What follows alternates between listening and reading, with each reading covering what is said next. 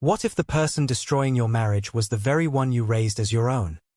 When decorated military Colonel Margot Reynolds discovered her husband's secret, she never imagined it would lead to murder. The betrayal hiding under her own roof.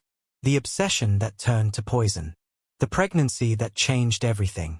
By morning, blood would stain the floors of their perfect home. But whose? Before we tell you how Margot's story ends, we need to understand who Margot Reynolds truly was. At 57, Colonel Margot Reynolds carried herself with the unmistakable bearing of someone who had spent 3 decades commanding respect in rooms dominated by men.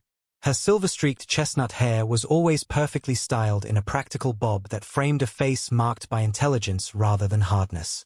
Those who served under her in Army intelligence operations across 3 continents spoke of her analytical brilliance, her unfailing attention to detail, and her loyalty to those who earned her trust. Colonel Reynolds could spot a pattern where others saw only chaos, remembered Major James Harrington, who had served with her in classified operations. She had this way of cutting through noise to find the signal. Made her a legend in intelligence circles. What many didn't know was that beneath her composed exterior, Margot had weathered personal storms that would have broken less resilient souls. At 25, while rising through military ranks, she lost her father, her hero and inspiration, to a sudden heart attack. Her mother, Eleanor, adrift in grief, surprised everyone by remarrying just 18 months later to Richard Bennett, a widower with a troubled teenage daughter. "I didn't understand my mother's choice," Margot confided to a close friend years later. But Tessa needed guidance. She was just 15, rebellious, angry at the world. Something about her reminded me of myself at that age. Despite the 37-year age gap between them, Margot took Tessa under her wing during leaves and holidays. She became the stable influence the girl desperately needed, or so she thought. What Margot couldn't see was how Tessa studied her, cataloging her habits, her preferences, learning exactly how to appear grateful while harboring very different feelings beneath her carefully crafted facade. Life continued. Margot rose through the ranks, breaking barriers for women in military intelligence. Her personal life remained secondary to her career until 2010, when fate intervened at a military fundraiser in Washington, D.C. Harrison Wells commanded attention the moment he entered a room. At 60, the silver-haired defense contractor carried himself with the quiet confidence of a man who had built an empire from nothing. His company specialized in security systems used by military installations worldwide, making him a familiar and respected figure in Margot's professional circles. "I watched them meet," recalled Martha Simmons, Margot's longtime friend. Harrison looked at Margot like he'd discovered something extraordinary. And Margot, I'd never seen her respond to anyone that way before. Their courtship moved with military efficiency. What Harrison lacked in romantic gestures, he made up for in his understanding of Margot's world. The demands, the secrecy, the discipline. 8 months after their first meeting, Harrison proposed during a private dinner overlooking the Potomac. "He understood me," Margot later told her mother. "With Harrison, I didn't have to explain my choices or apologize for my career." They married in spring 2011, settling into Harrison's elegant colonial home in Alexandria's most exclusive neighborhood. The 3-story brick house with its manicured lawn and security system, installed by Harrison's company, naturally, became their fortress of privacy. Margot's retirement from active service followed shortly after the wedding, transitioning to consulting work that utilized her expertise while allowing her to build a life with Harrison. From the outside, they appeared to be the perfect power couple, respected, affluent, and seemingly destined for a peaceful second act. What no one could have predicted was how quickly that perfect image would shatter. The call came on a rainy Tuesday in March 2012. Margot was reviewing classified documents in her home office when her phone lit up with Tessa's number. "Margot." The voice on the other end sounded small, broken. "I don't know what to do. They're kicking me out of the program." Tessa, now 20, had been struggling through her sophomore year at Boston University. This wasn't her first academic crisis, but something in her voice sounded different this time. "What happened?" Margot asked, already mentally reorganizing her schedule. "I can't explain over the phone," Tessa whispered. "I have nowhere to go." 3 days later, Margot watched Harrison help Tessa carry her bags into their guest suite. At 20, Tessa had blossomed into a striking young woman, all wide blue eyes and delicate features that concealed a calculating mind. As Harrison set down her suitcase, Tessa's gaze lingered on him a moment too long. "Your family," Margot said, embracing her stepsister. "Stay as long as you need." Over dinner that night, Tessa charmed Harrison with stories of campus life, carefully edited to portray herself as misunderstood rather than failing. When Margot mentioned reaching out to the university, Tessa's smile faltered momentarily before she recovered. "Let's give her some time," Harrison suggested, refilling Tessa's wine glass with a generous pour. "Everyone deserves a second chance." Later that night, as Harrison slept beside her, Margot stood at their bedroom window, watching a shadow move behind the curtains of the guest room across the garden. Something about Tessa's arrival left her uneasy, an instinct honed by years of intelligence work whispering a warning she couldn't yet decipher. What Margot didn't know was that the first pieces of a deadly game were already in motion, one that would end with blood on the marble floors of their perfect home. The first month of Tessa's stay unfolded with remarkable smoothness. Each morning, she appeared from the guest suite immaculately dressed, offering assistance with household tasks and expressing genuine-seeming gratitude toward Margot. The tight hugs, handwritten thank you notes, and eager questions about Margot's military career all painted a picture of sincere appreciation. Harrison, initially reserved around the young woman, gradually warmed to her presence. Discussions about literature evolved into conversations about business and finance, with Tessa hanging on Harrison's every word. Margot observed their developing rapport with satisfaction, interpreting it as a positive sign that her husband and stepsister were forming a healthy connection. What escaped Margot's notice were the subtle shifts in dynamics. Tessa's casual touches on Harrison's arm when laughing, the lingering eye contact over dinner, the gradual changes in Tessa's wardrobe, necklines lowering incrementally, fabrics becoming more form-fitting, alterations too gradual to trigger alarm. Through occasional calls with her mother Eleanor, fragments of Tessa's past began to surface. Eleanor's cryptic warnings about keeping an eye on Tessa around Harrison were brushed aside by Margot, who was preoccupied with her transition to civilian consulting work. These vague cautions, never fully explained, contained hints of a troubling pattern in Tessa's past. Had Margot investigated further, she would have uncovered a disturbing history that stretched back to Tessa's adolescence. A married high school teacher whose career abruptly ended. A college roommate's father who suddenly divorced his wife. Each situation featured Tessa at its center, the vulnerable young woman in need of protection and guidance. Each time, older married men had succumbed to her calculated charm. Each time, families had been destroyed in her wake.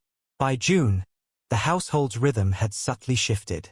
Harrison began mentoring Tessa in business fundamentals, sessions that started in the home office with doors open, then moved to the garden for better concentration, and eventually to coffee shops in town to avoid distractions. Their time together expanded while their explanations for it grew increasingly vague. Harrison's behavior toward Margot remained outwardly consistent, attentive, respectful, occasionally affectionate. Yet beneath this facade, he had begun calculating opportunities for time alone with Tessa, particularly inquiring about Margot's consulting schedule and potential travel. That opportunity materialized in July when Margot was offered a 3-week Pentagon consulting position analyzing intelligence patterns. The classified nature of the work required 14-hour days in secure facilities, meaning Margot would be home only on weekends. Harrison encouraged her to accept, insisting he and Tessa would manage just fine during her absence. His enthusiasm for her taking the assignment should have raised questions, but Margot, accustomed to his support of her career, perceived it as typical of their relationship. During those 3 weeks, Margot returned home only on weekends, exhausted and mentally preoccupied. Harrison and Tessa had established what appeared to be a comfortable routine. The house was immaculate, meals were prepared, and both seemed pleased by her weekend presence. Their explanations about working on Tessa's business plan and marketing potential provided convenient cover for their extensive time together. The first discrepancies appeared during Margot's second weekend home. Several items from her closet had vanished, not valuable pieces, but intimate ones. A silk scarf from Harrison. Her favorite cashmere sweater. The French perfume she wore for special occasions. When mentioned, both Tessa and Harrison dismissed the disappearances as housekeeping oversights, but the items never reappeared. More concerning signs accumulated during her third weekend. Waking at 2 a.m. to find Harrison's side of the bed empty, Margot discovered him in hushed conversation with Tessa in the garden room. Their whispered exchange, cut short by her approach, left Margot unsettled, though she still resisted the most obvious conclusion. When the Pentagon project concluded in early August, Margot returned home permanently to find subtle but significant changes. Harrison checked his phone constantly. Tessa had grown boldly familiar with household operations, sometimes contradicting Margot's decisions. Meaningful glances between them ceased the moment Margot noticed. The evidence became undeniable one afternoon while Tessa was out. Entering the guest room to deliver clean towels, Margot was struck by the scent of her own perfume. On the bedside table sat a framed photo of Harrison, carefully cropped to remove Margot from the image. Under the bed, she discovered a shopping bag containing her missing sweater, unwashed and still carrying traces of her scent. That night, after Harrison slipped from their bed thinking her asleep, Margot followed silently. From the shadows, she watched as he prepared wine for Tessa, who appeared wearing Margot's silk robe. The intimate gesture he made, brushing Tessa's cheek with unmistakable tenderness, required no interpretation.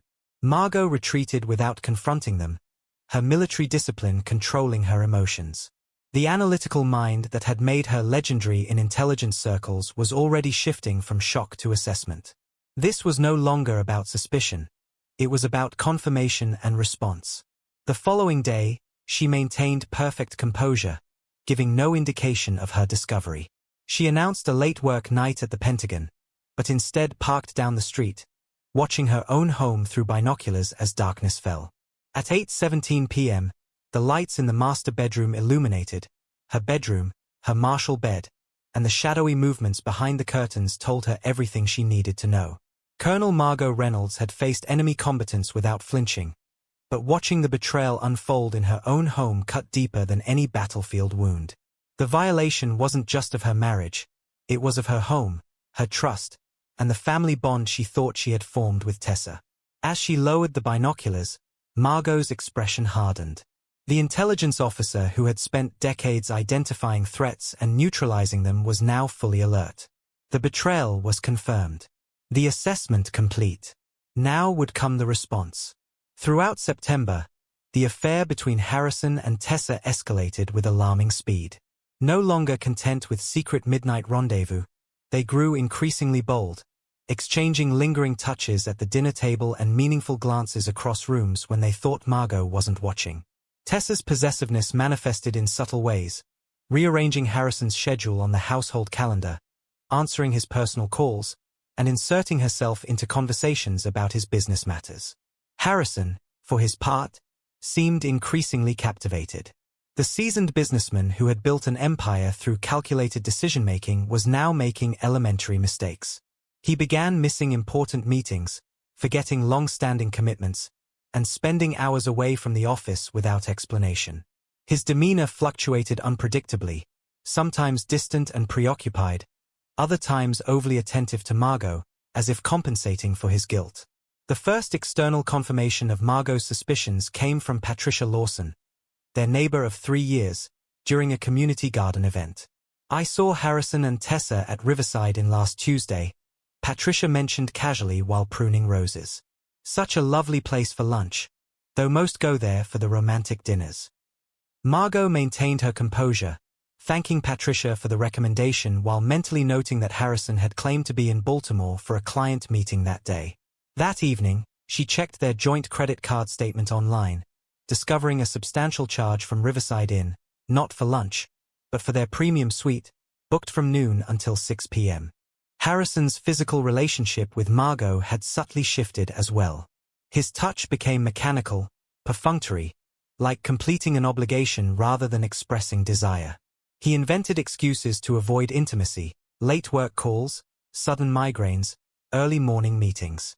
When intimate moments did occur, he seemed distant, his mind elsewhere. Tessa's manipulation became increasingly sophisticated, targeting Margot's certainty in her own perceptions. When household items mysteriously relocated, Tessa would find them in obvious places, suggesting with gentle concern that perhaps Margot was overworked.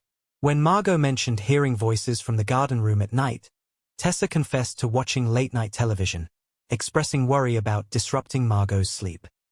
"I'm concerned about you," Tessa told Margot one morning, her voice treacherously sincere.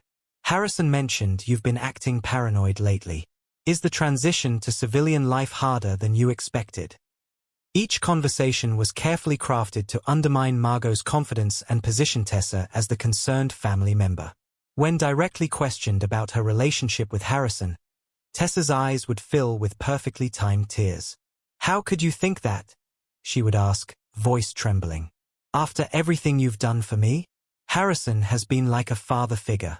I'd never betray you that way." Harrison maintained his compartmentalization with the discipline of a double agent. In public, he remained the devoted husband, accompanying Margot to military functions and neighborhood gatherings with practiced ease.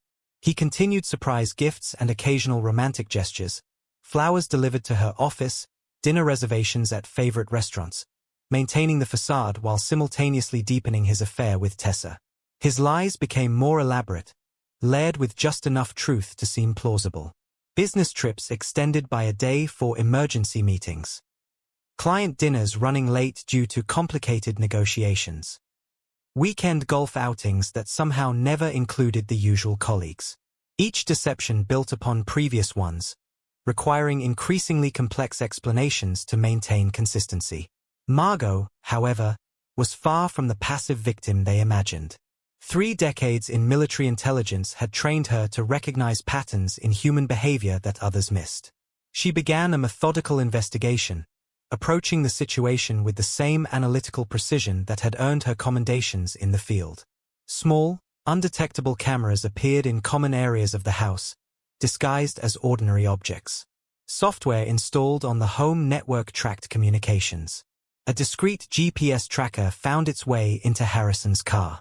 Margot maintained detailed logs of timelines, behaviors, and discrepancies, building a comprehensive picture of their deception. She contrasted Harrison's claimed locations with his actual whereabouts, documented Tessa's movements throughout the house, and catalogued the lies both told with such casual confidence. Her military training allowed her to maintain a perfect facade, the slightly distracted wife, too consumed with her consulting work to notice the betrayal unfolding under her roof. The most damning evidence came on a Thursday evening in early October when Harrison left his laptop open while taking a shower. His password, the date of their anniversary, granted Margot access to his personal cloud storage. What she found there shattered any remaining doubt. Hundreds of photos, intimate videos, text exchanges discussing their future together. Plans for a life after Margot was out of the picture. Financial documents showing large transfers to an account in Tessa's name. Applications for property viewings in California, far from Virginia. Most disturbing was a folder labeled Baby Plans containing research on fertility clinics, prenatal care options, and a spreadsheet tracking Tessa's ovulation cycle, dated entries going back 3 months. Margot closed the laptop precisely as she had found it, her expression unreadable as she processed the final confirmation of her suspicions. The betrayal wasn't merely an affair born of opportunity and lust. It was a calculated campaign to replace her, orchestrated by the stepsister she had protected and the husband she had trusted. As she heard the shower shut off, Margot made her decision. The time for observation was over. Colonel Margot Reynolds, who had directed covert operations across 3 continents, was moving to active engagement. The intelligence-gathering phase had provided all the information she needed. Now it was time to act. For 2 weeks, Margot operated with the precision that had defined her military career. She methodically compiled her evidence, photographs, videos, GPS tracking data, financial records, creating duplicate copies stored in multiple secure locations. The information was organized chronologically, each incident cross-referenced and annotated with clinical detachment that belied the personal betrayal they represented. She contacted Colonel James Whitaker, a JAG officer who had become a close friend during her final years of service. Their lunch meeting at a quiet restaurant far from Alexandria appeared casual to outside observers, but the information exchanged was anything but. If what you've shown me is accurate, you have grounds for a substantial divorce settlement, Whitaker advised, reviewing the evidence discreetly. The financial transfers alone constitute fraud. And if confrontation becomes complicated? Margot asked, her voice steady. Whitaker's eyes met hers, understanding the unasked question. Document everything. Record if possible. Your home is your castle, Margot. Remember that. The opportunity came sooner than expected. Margot had planned to be in New York for a 3-day consulting engagement, a trip that both Harrison and Tessa had seemed unusually enthusiastic about. She had boarded her flight as scheduled, sent texts confirming her arrival, and even called Harrison from her hotel room that evening. What Harrison didn't know was that Margot had taken the last flight back to Washington that same night, rented a car under a former operational alias, and arrived back in Alexandria shortly after midnight. The house was dark as she approached, using the side entrance where she had disabled the security camera days earlier. The sound reached her first, music from the master bedroom, low and intimate. Moving silently through the darkened house, Margot ascended the stairs, each step measured and deliberate. The bedroom door stood partially open, warm light spilling into the hallway. Inside her bedroom, in the bed she shared with her husband, Harrison and Tessa were entwined, oblivious to her presence. On the nightstand sat an open ring box, the diamond catching the lamplight with cold fire. Is this what 30 years of military intelligence gets me? Margot's voice cut through the room, controlled and precise. Such a predictable betrayal. They separated instantly, shock registering on both faces. Harrison clutched the sheet to his chest while Tessa's expression cycled rapidly through surprise, fear, and then, most tellingly, calculation. Margot, Harrison managed, his composure slipping. You're supposed to be in New York. Evidently, Margot replied, remaining in the doorway. I imagine that's why you felt comfortable desecrating our marriage in our own bed. Tessa recovered first, tears appearing on command as she pulled the sheet higher. Margot, please, this isn't what it looks like. Spare me the performance, Tessa. I've seen the videos, the messages, the fertility tracking. Margot's voice remained unnervingly calm. I know everything. Harrison stood, hastily pulling on pants. Let's discuss this rationally. You've been distant for months, focused on your work. These things happen in marriages. Don't, Margot interrupted, her voice dropping dangerously. Don't you dare rationalize this. Harrison stepped toward her, hands raised placatingly. Margot, listen. We didn't mean for this to happen.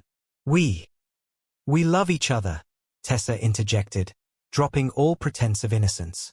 She rose from the bed, wrapping herself in Margot's robe with deliberate insolence.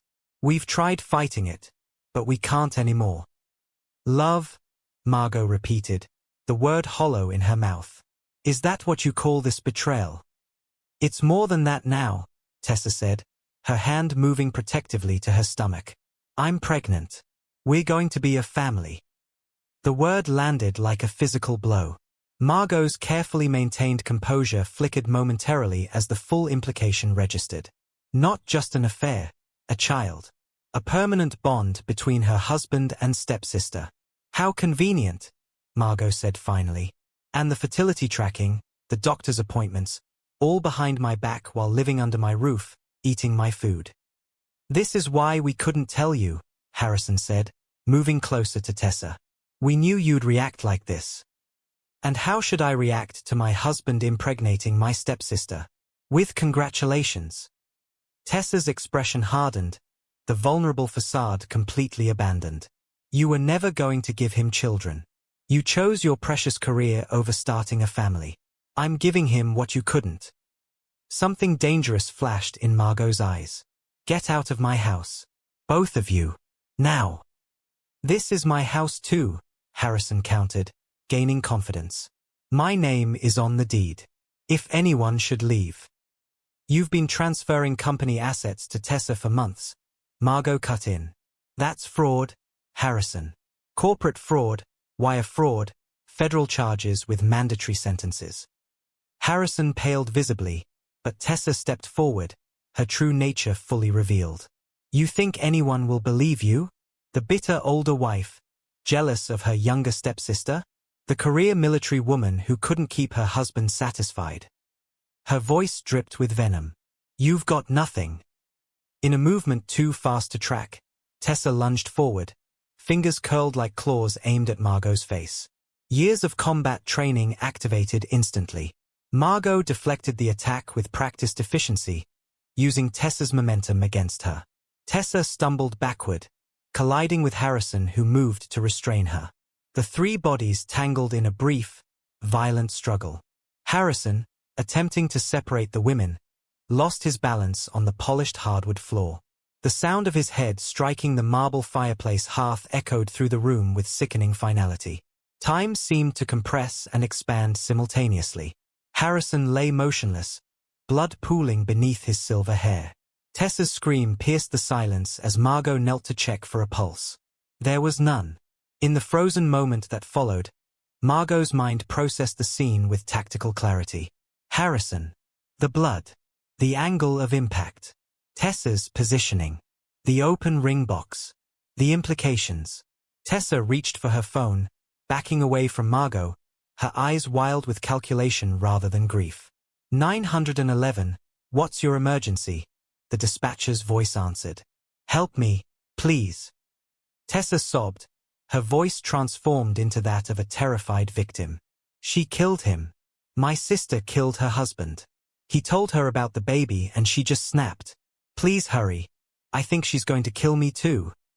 Margot remained kneeling beside Harrison's body, watching Tessa's performance with cold recognition. The trap was sprung. The battlefield defined. And Colonel Margot Reynolds had never lost a war. Police lights washed the elegant colonial in pulsing red and blue as neighbors gathered on immaculate lawns to witness the Reynolds Wells home become a crime scene. Inside, the living room transformed into an interrogation space where Detective Michael Lawson studied the two women with practiced scrutiny. Tessa sat wrapped in a blanket, shoulders trembling, tear tracks marking her pale face. She just attacked him, she whispered, voice breaking perfectly. Harrison was trying to protect me when she pushed him. Across the room, Margot sat straight-backed in her chair, military posture intact despite the circumstances. Her composed demeanor, interpreted by some officers as cold, contrasted sharply with Tessa's emotional display. Colonel Reynolds, would you like to explain what happened tonight? Detective Lawson asked. I returned home unexpectedly and found my husband and stepsister in our bed, Margot stated, her voice steady. During the confrontation that followed, my husband lost his balance and struck his head.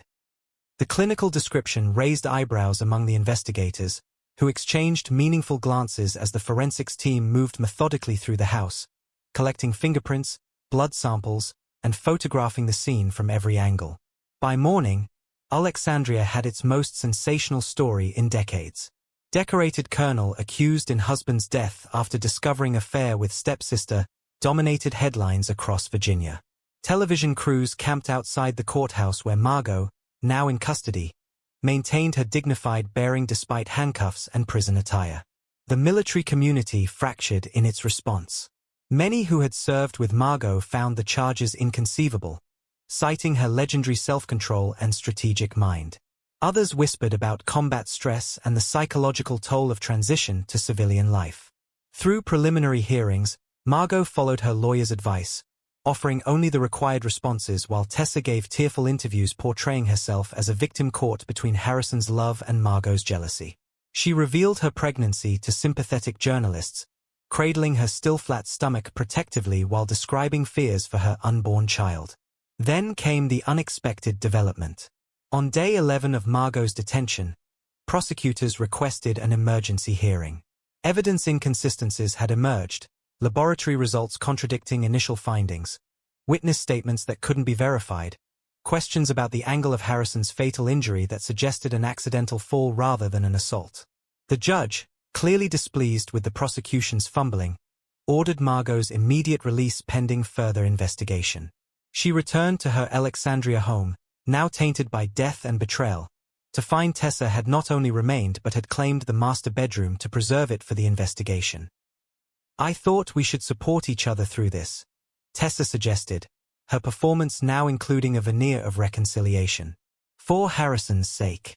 For the baby's sake." Margot, understanding the value of keeping enemies close, agreed to this arrangement with apparent reluctance. She moved into the guest room, now equipped with hidden cameras and microphones she had installed before her New York trip. Within days, the pattern became clear. When others were present, Tessa maintained her grieving, vulnerable persona. Alone, she engaged in furtive phone conversations with someone identified only as D in her contacts. "Everything's proceeding as planned," Tessa whispered during one such call. "The investigation's stalled. She suspects nothing." Meanwhile, Margot began experiencing troubling symptoms: nausea in the mornings, unexplained fatigue, occasional dizziness. The pattern seemed innocuous until Dr. Elena Martinez, a former military physician who had served with Margot in Afghanistan, noted the progression during a supposedly social visit. "These symptoms concern me," Elena mentioned, keeping her voice casual as Tessa hovered nearby. "Perhaps some blood work would be prudent." Margot recognized the warning. That night, she began secretly documenting her symptoms, photographing the meals Tessa prepared with particular enthusiasm, and collecting samples of everything she consumed. Each morning, she discreetly disposed of a portion of the special tea Tessa insisted would help with her nausea.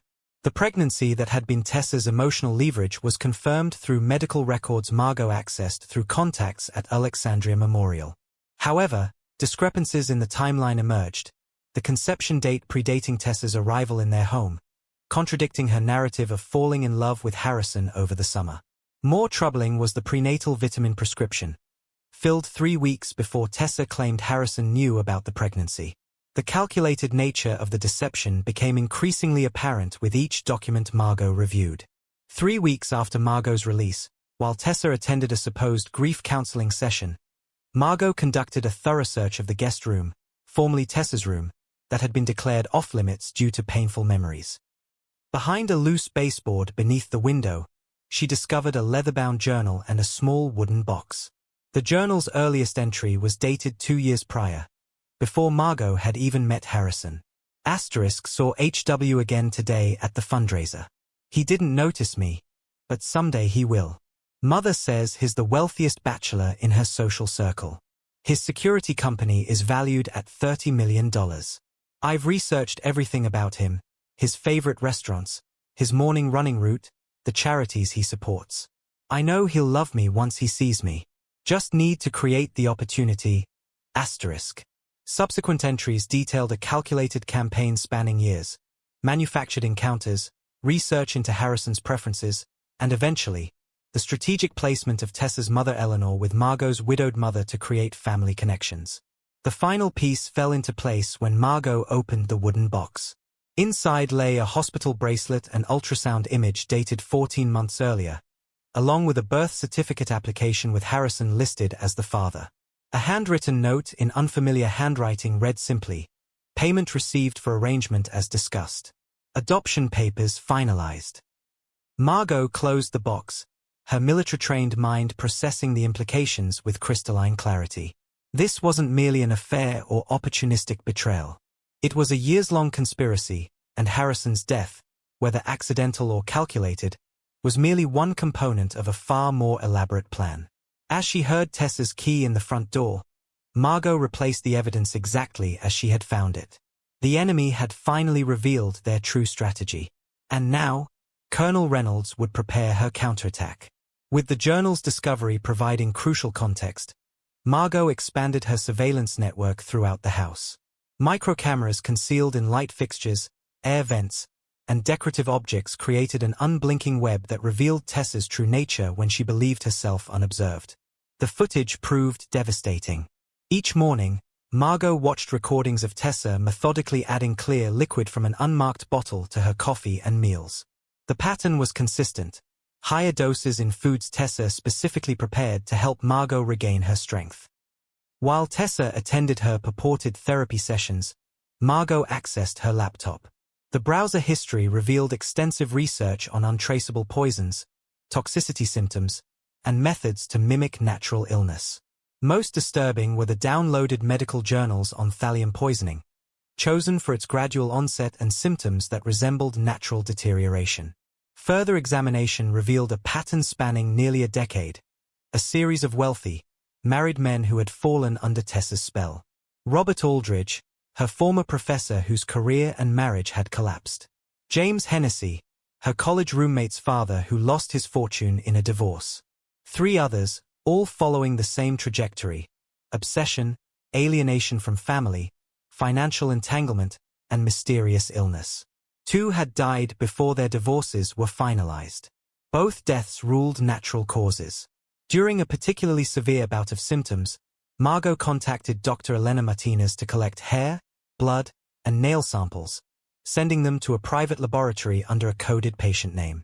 The toxicology results confirmed her suspicions: thallium poisoning, administered in small, escalating doses. As her condition deteriorated, Margot implemented her counter-strategy. She established a secure drop location with Colonel Whitaker, delivering weekly evidence packets documenting Tessa's activities. She met secretly with Detective Lawson, sharing select information that reopened questions about Harrison's death. Most crucially, she cultivated the appearance of increasing weakness, slurring words occasionally, stumbling on stairs within Tessa's sight, allowing herself to appear confused during conversations. This perceived vulnerability emboldened Tessa. Her mask of concerned stepsister slipped more frequently. She began spending Margot's money freely, inviting strangers to the house, and speaking openly on calls about her inheritance and next chapter. One evening, believing Margot heavily sedated, Tessa hosted a man whose voice Margot recognized from intercepted calls, the mysterious D from her contacts. Through surveillance, Margot watched them examine property listings while discussing offshore account options. "How much longer?" the man asked, face obscured from the camera angle. "Weeks, maybe days," Tessa replied, sipping from Harrison's favorite whiskey glass. "The doctor says her organs are starting to shut down." Margot's physical decline accelerated despite her efforts to avoid contaminated food. On a Tuesday morning in November, she collapsed in the kitchen, her weakened body finally succumbing to the accumulated poison. In the emergency room, doctors scrambled to identify the cause as her vital signs destabilized.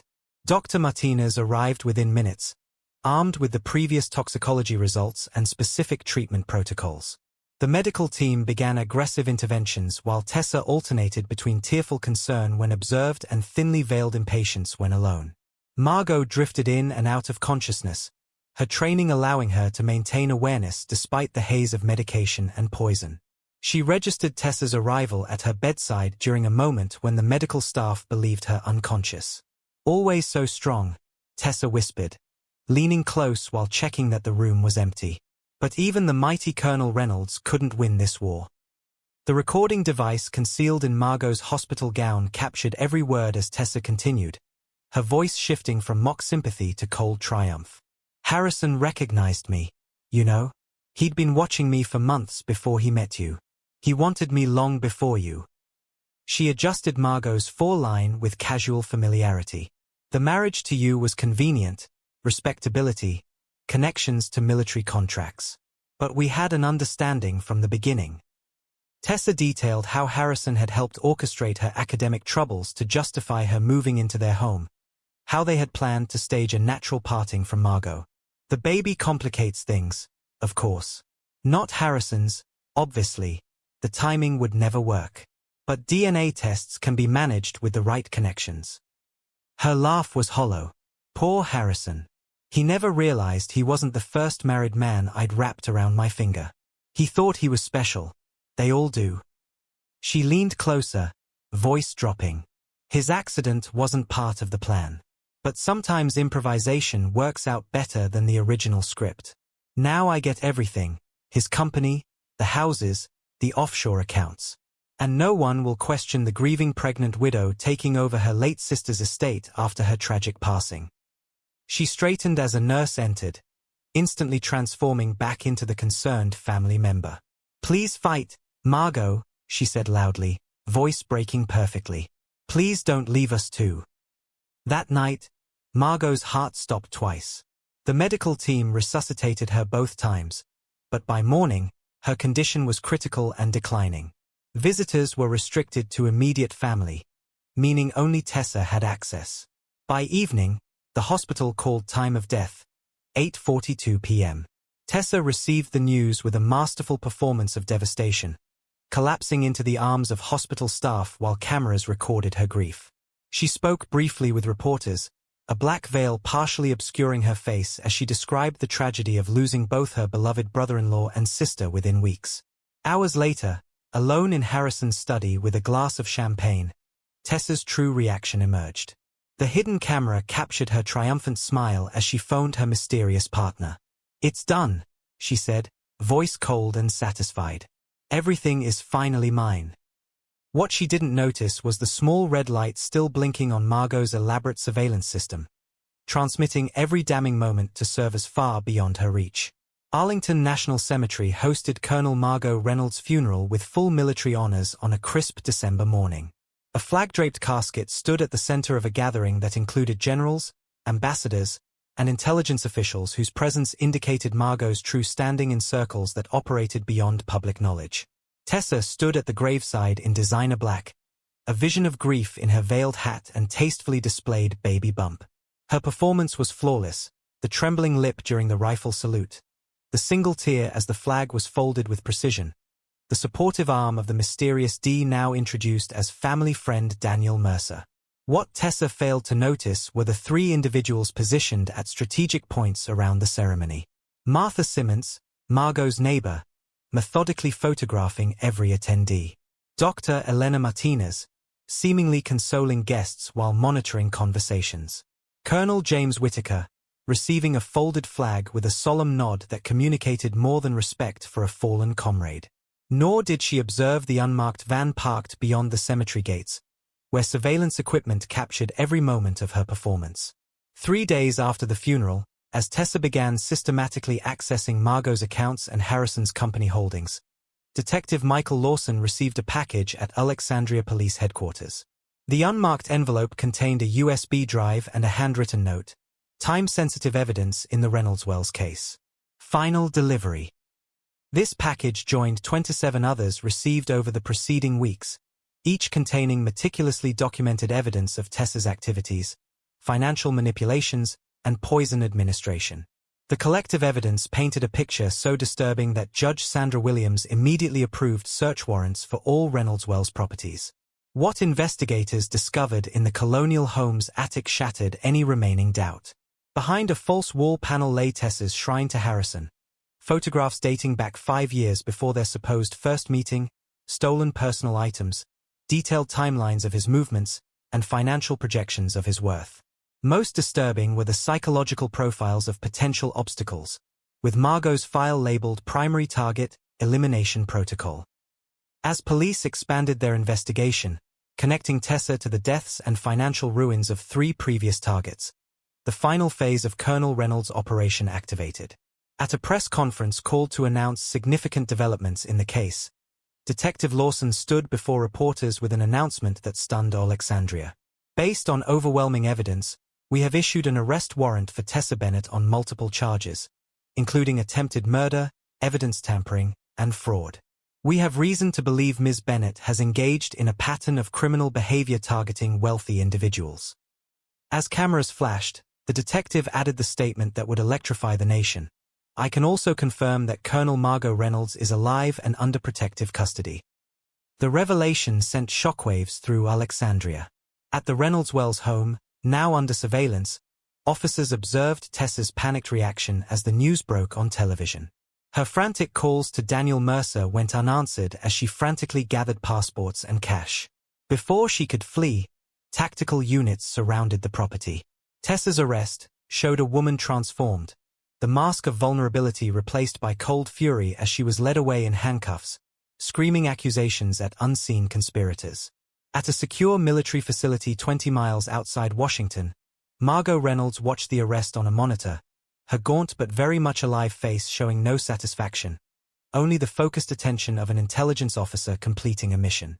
Operation successful, Colonel Whitaker confirmed, entering the room with Dr. Martinez. She never suspected a thing. The elaborate deception had required coordination at the highest levels, a faked death certificate, a weighted casket, and the cooperation of select medical personnel who had treated Margot's poisoning while simultaneously helping stage her death. Her military intelligence background had enabled her to disappear completely while building an ironclad case against her would-be murderer. In the days that followed, the full extent of Tessa's crimes emerged. DNA testing confirmed Harrison was not the father of her baby. Tests revealed the father to be Daniel Mercer, her co-conspirator in multiple previous schemes. Financial forensics uncovered offshore accounts containing millions siphoned from Harrison's company and previous victims. Psychiatric evaluation diagnosed Tessa with malignant narcissism and antisocial personality disorder, conditions that fueled her pathological targeting of wealthy, influential men. The pattern had begun in her teens with manipulative relationships designed for financial gain, escalating to the elaborate planning evident in her pursuit of Harrison. Faced with overwhelming evidence and the shock of Margot's reappearance, Tessa's composure finally shattered during interrogation.